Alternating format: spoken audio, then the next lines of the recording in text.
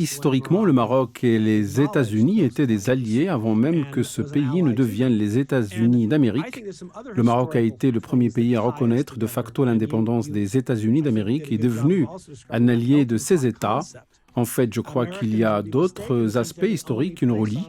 Les Américains ont tort de penser que leur pays est le seul qui peut être considéré comme un creuset où se mêlent plusieurs composantes, car pendant la Seconde Guerre mondiale, le roi du Maroc a été soumis à d'énormes pressions pour extrader les Juifs marocains et les déporter vers des camps de concentration en Europe. Mais le roi du Maroc a refusé en déclarant que cela ne pouvait pas se produire. Je pense que la déclaration du souverain du Maroc à l'époque a reflété l'ampleur de l'engagement réel de son soutien à l'idée de diversité à un moment où l'armée la plus puissante du monde avait mobilisé ses troupes en Afrique du Nord.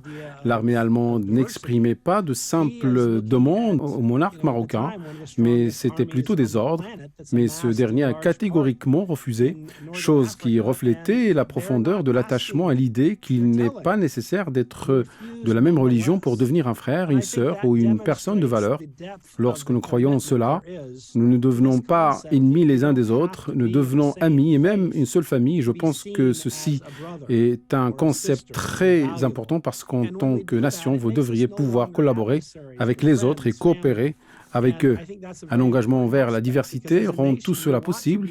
Ainsi, l'engagement en sa faveur ne se limite pas à une question morale, mais il s'agit d'une bonne chose pour l'économie et la politique publique. Un tel engagement façonne la conscience de la nation.